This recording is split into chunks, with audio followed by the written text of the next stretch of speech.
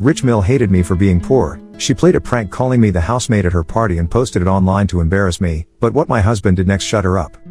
Hi, everyone. I'll be referring to my husband as Harry and my mother-in-law as Olivia. I, 28, female, have been married to Harry for about 2 years.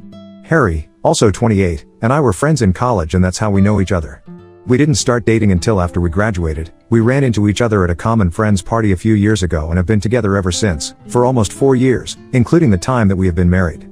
Harry and I love each other and I don't have any regrets about marrying him, but the only thing that I can't stand is his mother. Olivia was a single mother and raised Harry all on her own, and that's great, but she is really arrogant and cold, which is what makes it very difficult for me to like her as a person. She made it clear from the very first day that she didn't approve of me, and I think it has a lot to do with my financial background. I don't come from a rich family and my parents had to really work hard to provide for me and my 3 sisters. We were quite poor growing up. My dad used to be a janitor and my mother had to take up several odd jobs to be able to support us. I'm honestly not ashamed of it, and I'm actually quite proud of where I come from, as are all my siblings. Let me just put it out there that we never looked at our parents' jobs as something to be ashamed of or to be embarrassed by. They were honest, hardworking people, and we always have been, still are, and will continue to be extremely proud of them for raising us to be good people, just like them. Olivia, however, is quite classist and instantly made a face when I revealed to her that my dad used to be a janitor and my mom would run errands for those who could afford it. That was back when we had dinner with her for the first time, and ever since then, she made it pretty clear to me that I wasn't welcome in her family and she would never accept me as one of her own. She didn't say anything to my face, but she would always keep her distance from me physically, like she couldn't touch me or something, whenever she would invite us for dinner, and even use different silverware and plates for me which were slightly less pretty than the ones she and her son used. I didn't bring it up because I thought I was overthinking things and I didn't want to make a big deal out of nothing, but then there were a lot of other things too, which forced me to come to terms with the fact that Olivia was classist. She would buy me cheap birthday presents, and I knew it because she left the price tag on. For context, Olivia ran her own business and could definitely afford to buy nice presents for people, and she did. She got Harry a very expensive watch one year and got her assistant an all-expenses-paid trip to Bali for 3 days. The very same year, she gifted me a knockoff Prada bag which didn't cost more than $85. After that, I realized that I wasn't imagining anything and she most certainly didn't like me. The biggest mistake that I made was not talking to Harry about this back then, because I didn't know how to talk to anyone about something so upsetting. I had been discriminated against before, but it was never by someone who I hope to have a relationship with in the future. I actually did admire Olivia, before I saw this ugly side, since I want to have a business of my own someday as well. And when Harry told me about this mother, I was quite impressed. My sisters and I are all finance majors. We went to college thanks to student loans and were able to score well enough to bag decent jobs. I work in marketing and advertising, but I really want to build something of my own, and I didn't want a bad relationship with my mother-in-law, which is why I didn't speak up about Olivia before Harry and I got married. I hoped that she would accept me eventually, but it didn't happen. And then, it just became too awkward. I finally did speak up a few months after we got married and told Harry that I didn't feel comfortable visiting his mother because she made me feel inferior, and I had a feeling that it had something to do with my family and my dad's profession. He was quite understanding about it and told me that he would speak to his mother and try to clear the air between us. He did live up to it, but it didn't lead anywhere, because after he spoke to Olivia about it, she just denied everything vehemently and started crying crocodile tears because she felt attacked and claimed that she had been nothing but warm to me, so this accusation of her being classist was uncalled for. But that didn't change the way I felt about her and only made me feel like she was trying to manipulate us. So I told Harry that I appreciated his efforts, but I still didn't feel comfortable around her. So we decided that he could stay in touch with her, but I would avoid her, and only when I felt ready would I talk to her. He didn't cut her off but distanced himself, and I knew she hated me for it. Now that we were married, I didn't have much of a choice when it came to her and had to make my peace with it. Olivia and I would meet at family get-togethers, but we wouldn't see each other otherwise, and we were both fine with that arrangement for a while. However, a few days ago she texted me around noon that she was celebrating her 50th birthday and she wanted me to be present a few hours before the party was supposed to begin because she wanted to mend things. She told me that I had been right about her and she had kind of been horrible to me in the past, so she wanted to make up to me for it. I agreed to it and showed up early because I was really happy, since I felt like she was finally coming around and accepting me as her family. But that turned out to be a bust, because as soon as I got there, she told me to go wait in the kitchen for a while. It was confusing, but I did it, and a little while later, she came into the kitchen herself and introduced me as her housemaid to the wait staff who were there for the party. I was shocked because this was a new low, even for her, and to make it all worse, she was recording it and laughing like this was the funniest prank that one could ever play. Everybody else was also quite uncomfortable, and I was so humiliated that I started crying. I ran out of the house and got into my car so I could drive back home. I had told Harry that I was visiting Olivia, but he was busy at work, so he hadn't read that text, and he wasn't going to be at the party until it was supposed to begin. So I came back to an empty house and an empty inbox, which made me feel even more alone, and I cried myself to sleep. I woke up a couple of hours later and Harry was finally home by then. He was sitting beside me on the bed, furiously typing on his phone, and when I asked him why he wasn't at the party, he turned his phone towards me and showed me a video that his mother had posted. It was the video that she had recorded and had captioned it as a prank that went wrong. She cut the video off right before I started crying, so it didn't look as bad, but she still posted it only to humiliate me, and I started crying once again. Harry told me not to worry about it because he was trying his best to have it taken down, and told me that he would pull out all the stops to make sure that his mother regretted this. She wasn't replying to his messages or picking up his calls, probably because she was busy with the party, but he knew that she would call him in a while to ask why he wasn't there yet and when she would. He promised me that he would teach her a lesson of a lifetime. He most certainly did live up to the promise, because about an hour after I woke up, his mother called him, and I can't repeat exactly what he called her, but trust me, it was bad. He ended the call by promising to file a lawsuit against her for what she did to me. After he was done yelling at her on the phone, he apologized to me repeatedly for not doing enough about Olivia when I told him that I wasn't comfortable with her. I honestly didn't blame him, because back when I first brought it up with him, I made it seem like it wasn't a big deal, which is why he didn't deal with it that seriously. I also never spoke up about the other incidents that bothered me, and he isn't exactly the most attentive or observant person, so he never picked up on any of that himself either. I can't exactly blame him for not cutting his mother off, because he had no idea exactly how horrible she was capable of being. But then on the day of her party, I finally told him everything, and he was furious. He told me that I should have let him know, and I agree, I really should have. He never would have allowed this to go on for so long. He also apologized for falling asleep at the wheel and never noticing how his mother was treating me. We talked things through, and then he called up his lawyer because he wanted to know if there was any legal way that we could get back at her for what she did. Unfortunately, we couldn't file a lawsuit for emotional distress because there weren't exactly any physical repercussions of what she did. So even if he did go after her, that was a good chance that we would end up wasting our time. I told Harry that there was no need for us to go after her anyway, and that we could just cut her out of our lives. But he told me that it wasn't good enough for him, and he wanted to teach her a lesson. I could tell that he was really angry on my behalf, and I loved him more for it, so I didn't try to stop him. He didn't do anything that day, but then, the next morning, he told me that he had contacted his mother and told her that she had 3 days to issue a public apology, not just to me but also to my family. And it had to be in video form, or else he would make sure that all her business associates got to know about the way she had been treating me, and that would pretty much ruin her future because she'd carved a niche for herself as a female entrepreneur, but this wasn't exactly very feminist of her. The negative reputation could potentially ruin her future, so she'd probably have to take this threat very seriously. We are on the second day right now, and I honestly don't feel very good about this. This feels really close to blackmail, and I did tell Harry about it, but he dismissed my worries and told me that this was the only way to teach Olivia a lesson, to make sure that she would never repeat the kind of behavior or try to bother me again. I don't like this. Ida for letting my husband go after my mother-in-law? Update 1. Hi, as many of you suggested, I sat Harry down after he came back from work and told him about my concerns yet again. I know Olivia is the bad guy here, but I don't want to stoop down to her level just to get back at her, and I told him that I didn't like the idea of him resorting to such tactics only to get her to apologize. And an apology wouldn't even mean anything because she would just be saying it for the sake of it. So I told him that I didn't want him to go through with this and to call it off and tell Olivia that she didn't need to put up any apology. And she was free to do whatever she wanted, as long as she stayed the heck away from us.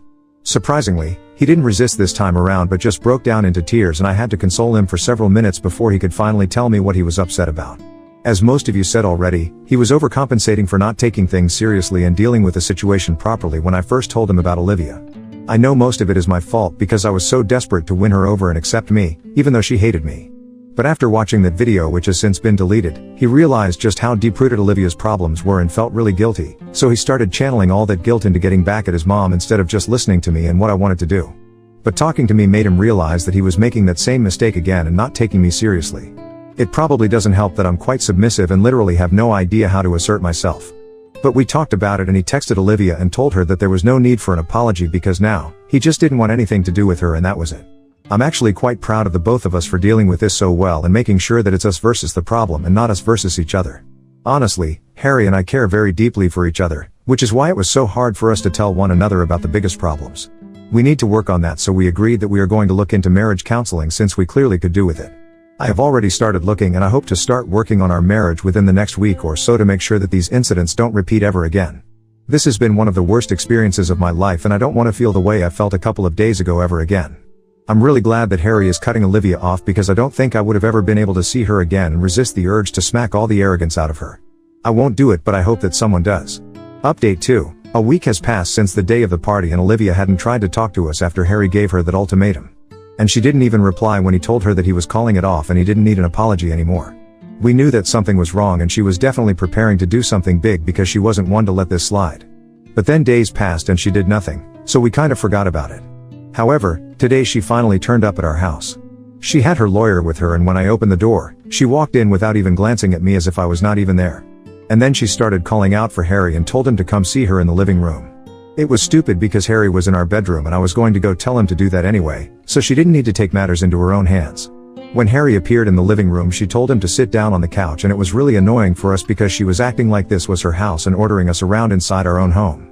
So Harry told her that he was going to do whatever he wanted to, and right now, he didn't want to speak to her, so she needed to leave and take her lawyer with her because it didn't scare him.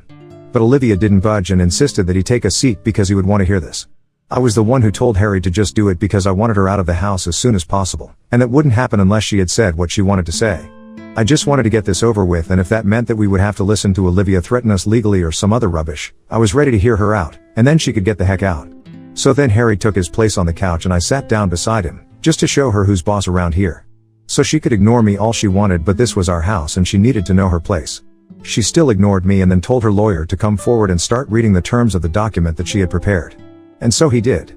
Essentially, it just said that she wanted Harry to leave me because otherwise, she would write him out of her will and give it all away to other family members, her employees, and charity.